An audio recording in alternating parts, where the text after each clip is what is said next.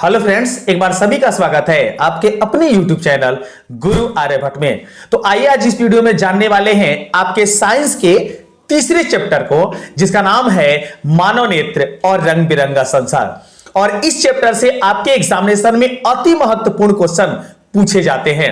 तो उम्मीद करते हैं ये वीडियो आपको काफी ज्यादा हेल्पफुल होगा और वीडियो को अंत तक देखें ताकि प्रत्येक क्वेश्चन के साथ जो डिस्कस किया जाता है उसे आप समझने का प्रयास करें और उससे बनने वाले जो क्वेश्चन है उसे बनाने का प्रयास करें। तो आइए देखते हैं कि आज के इस वीडियो में पहला जो मेरा क्वेश्चन होता है वो कैसा होता है। ये रहा आपके स्क्रीन पर।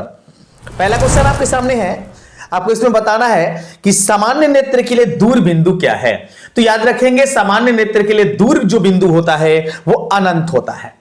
लेकिन अगर यहां से क्वेश्चन पूछा गया होता कि सामान्य नेत्र के लिए न्यूनतम दूरी क्या होती है या स्पष्ट दृष्टि की न्यूनतम दूरी कितनी होती है, तो उसका जवाब आप देते 25 सेंटीमीटर, अर्थात ऑप्शन बी राइट आंसर होता।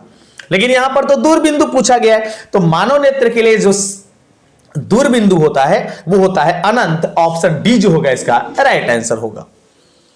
प्रत्येक क्वेश्चन के साथ आपको हम कंफर्म करेंगे कि उसका राइट आंसर क्या होगा।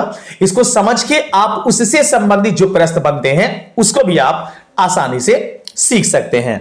सेकंड क्वेश्चन, अभिनेत्र लेंस की फोकस दूरी में परिवर्तन किया जाता है। अभिनेत्र लेंस जो नेत्र के लेंस के सामने मतलब रेटिना के सामने के यहां पर उत्तल लेंस बना होता है, तो आपको यह बताना है कि जो नेत्र लेंस होता है जिसे अभिनेत्र लेंस भी बोलते हैं, इसकी फोकस दूरी में किसके द्वारा नियंत्रण किया जा सकता है। तो सेकंड क्वेश्चन का राइट आंसर होगा वो हो जाएगा ऑप्शन नंबर सी, पच्छांबी द्वारा। ऐसे कभी कभी ये जो क्वेश्चन आपके सामने है इसका आंसर परितारिका भी देता है, लेकिन यहां पर आपका ऑप्शन सी जो होगा राइट आंसर होगा। नेक्स्ट तीसरा प्रश्न जानिए। तीसरा क्वेश्चन आपके सामने है। आपको बताना इसमें यह है कि स्पेक्ट्रम में किस रंग की किरण की झुकाव अधिक होता है। अर्थात जब प्रिज्म से प्रकाश की किरणें गुजारी जाती हैं तो प्रकाश की किरणें जो होती हैं ये 7 रंगों में ऐसे बट जाता है। आप पढ़े होंगे जिसका निचला जो सिरा होता है वो होता है बैगनी और ऊपर का जो सिरा होता है वो होता है रेड। तो आपको बताना है कि इसमें झुकाव अधिक होता है, तो सबसे अधिक जो झुकता है वो ये बैगनी झुकता है, अर्थात ऑप्शन डी जो होगा इसका राइट आंसर होगा। जबकि ये क्वेश्चन पूछा होता कि सबसे कम कौन झुकता है तो आपका जवाब होता लाल, जो ऑप्शन ए में दिया हुआ था। लेकिन यहां पूछा गया अधिक झुकाव के लिए, इसलिए इसका राइट आंसर हो जाएगा ऑप्शन नंबर डी, बैगनी।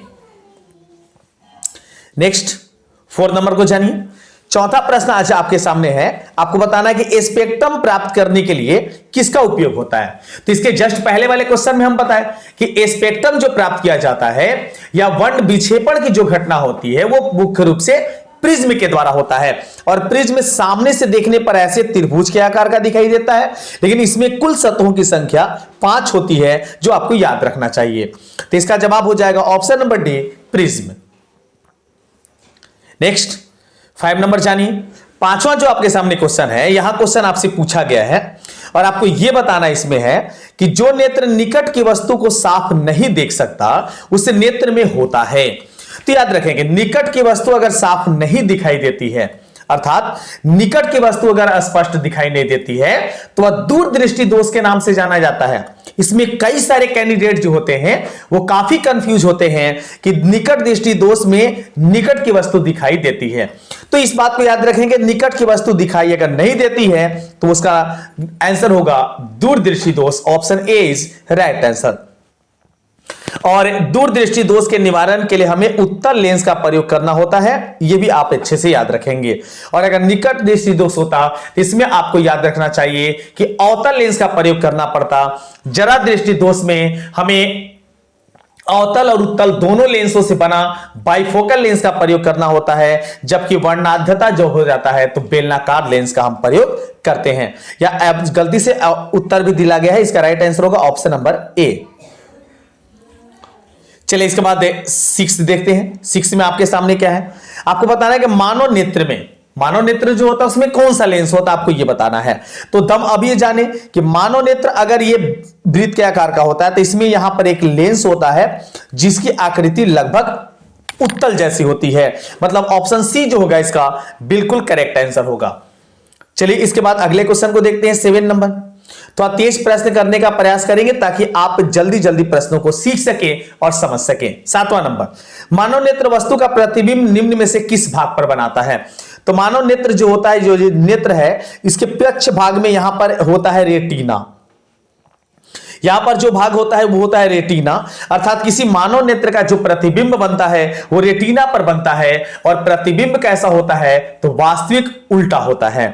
ये भी आप अच्छे से याद रखेंगे। 8 नंबर जानिए। 8 नंबर आपके सामने क्वेश्चन आ ही गया।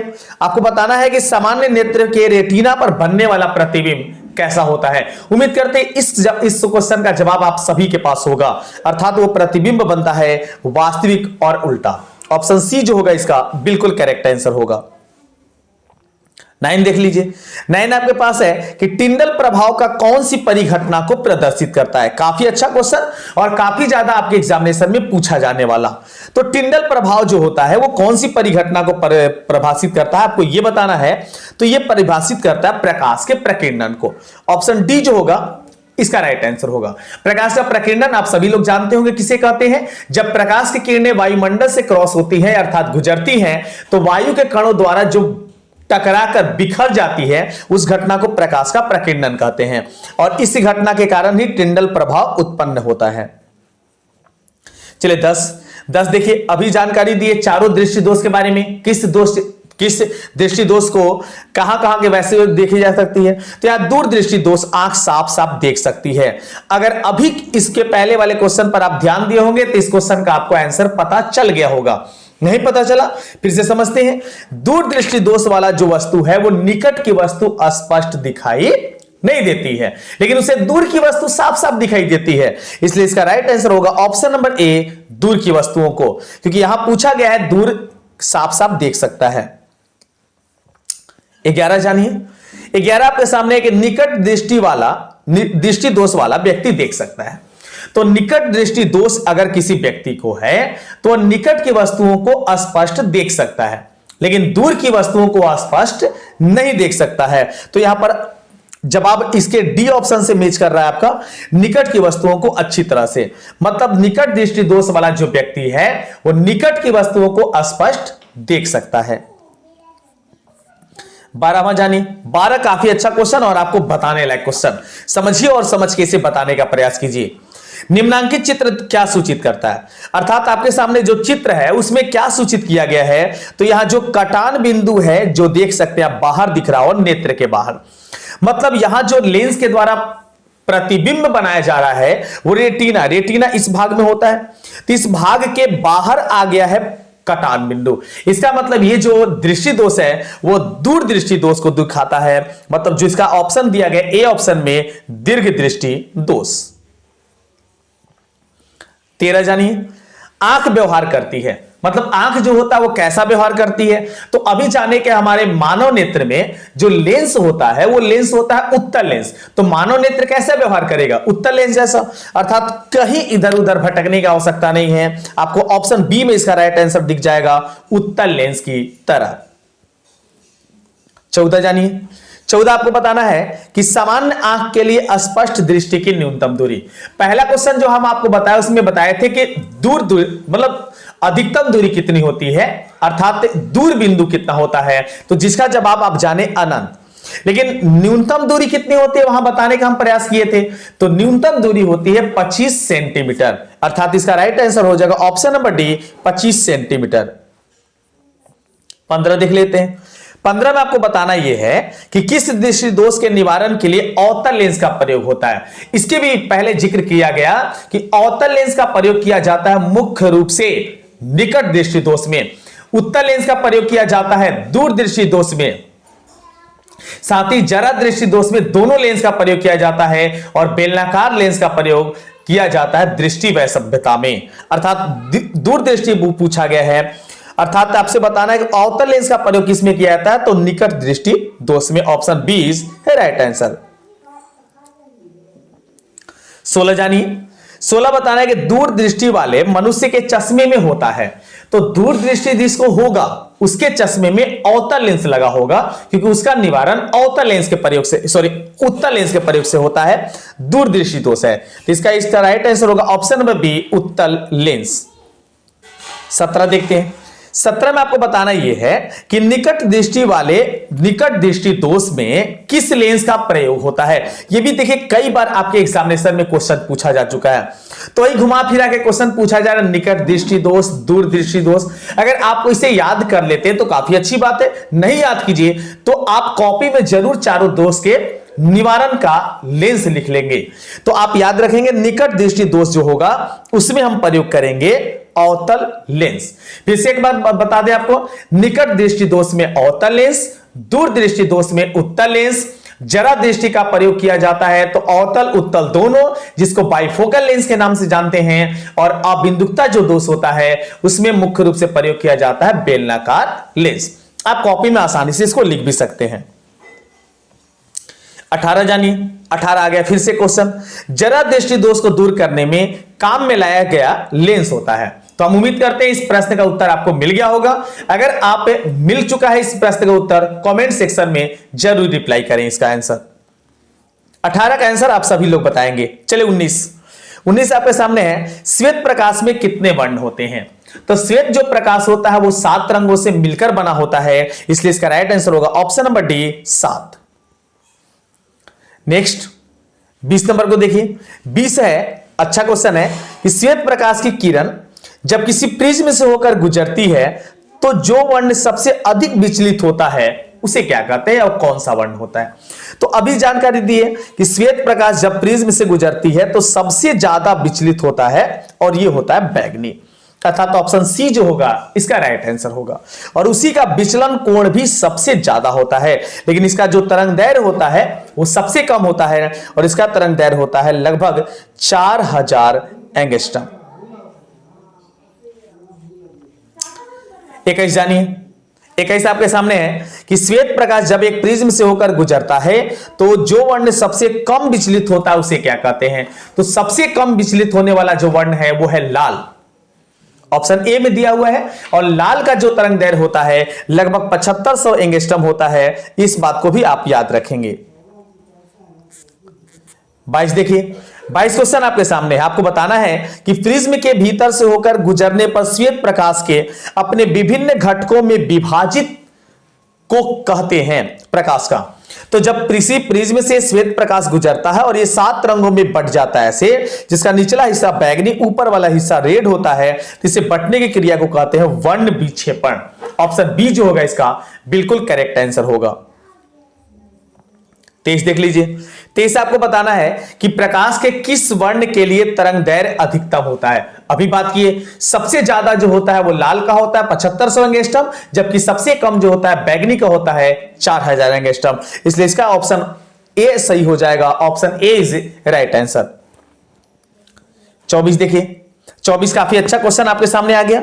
आपको बताना है कि प्रिज्म से निकलने के बाद श्वेत किरणें क्यों 7 रंगों में विभक्त हो जाती हैं। इसका मेन कारण है कि प्रिज्म में, चूंकि प्रिज्म शीशे से बना होता है, कांच का बना होता है, और कांच के माध्यम में प्रकाश की चाल भिन्न भिन्न होती है और इसी कारण से 7 रंग बट जाते हैं। तो आप देख सकते हैं प्रिज्म के कारण प्रकाश रंगीन हो जाता है, ये गलत है। प्रिज्म का वो अपना गुण है, ये भी गलत है। सूर्य का श्वेत प्रकाश 7 रंगों का मिश्रण होता है, ये आपको सही हो गया, अर्थात ऑप्शन सी जो होगा इस क्वेश्चन का वो राइट आंसर हो जाएगा। नेक्स्ट 25 देख सकते हैं। 25 आपके सामने क्वेश्चन है, बताना है कि कांच के प्रिज्म से गुजरने वाली विभिन्न वर्ण की किरणों का विचलन भिन्न भिन्न होता है। ये भिन्न भिन्न होने के पीछे क्या कारण है। तो 25 का जो आपका राइट आंसर हो जाएगा वो जगह ऑप्शन नंबर सी, विभिन्न रंगों का प्रकाश कांच में भिन्न भिन्न से चलता है, अभी जैसे थोड़ा देर पहले डिस्कस किए थे। नेक्स्ट 25 के बाद 26 देखते हैं।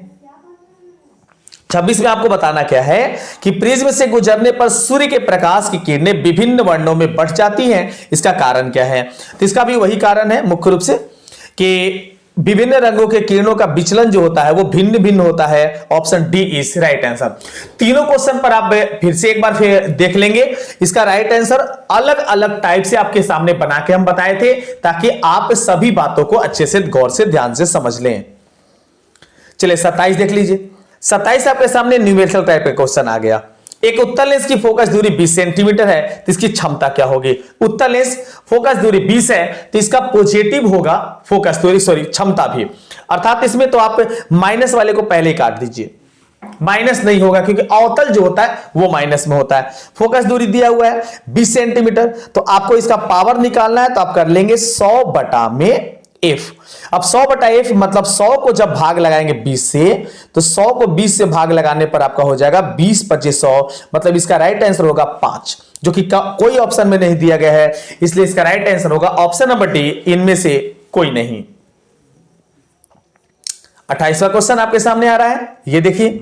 आपको इसमें बताना यह है कि पुतली के साइज को नियंत्रित करता है। पुतली के साइज को याद रखें कि पीछे पुतली के साइज को नहीं बोला गया था, पीछे जो बोला गया था नेत्र लेंस को कौन नियंत्रित करता है, इस बात पर भी काफी ज्यादा आप ध्यान देंगे। तो 28 का जो आपका राइट आंसर होगा वो हो जाएगा परितारिका। पुतली का साइज जिसके कारण कभी आप धूप में या फिर अधिक प्रकाश में होते हैं और अधिक प्रकाश से कम प्रकाश में जाते हैं, तो कुछ देर के बाद वहां दिखाई देता है, यह हमारे पुतली के कारण होता है। तो पुतली के साइज का नियंत्रण करता है परितारिका। Option B is the right answer. 29 जानिए। 29 आपके सामने है, किस दृष्टि दोष को अवतल और उत्तल दोनों लेंसों से बने द्विफोक्सी लेंस द्वारा संशोधित किया जाता है? तो अगर ये चारों दोष आप याद कर लेते हैं तो आपके एग्जामिनेशन में एक क्वेश्चन तो एकदम निश्चित पक्का हो गया। इसका राइट आंसर होगा जरा दृष्टि दोष, क्योंकि उसी में दोनों लेंस का प्रयोग किया जाता है, और अबिंदुकता जो दोष होता है उसमें हम बेलनाकार लेंस का प्रयोग करते हैं। तो इसमें राइट आंसर होगा ऑप्शन नंबर सी, जरा दृष्टि दोष। अब बारी आ गई है आपके आज के होमवर्क की, और अंतिम क्वेश्चन आपके होमवर्क में होता है। ये होमवर्क जरूर जवाब देके जाइए, कमेंट सेक्शन में बताइए कि ये 30वां जो आपके सामने प्रश्न है इसका राइट आंसर क्या होगा। उम्मीद करते हैं आप सभी को ये क्वेश्चन आसानी से पता चल जाएगा।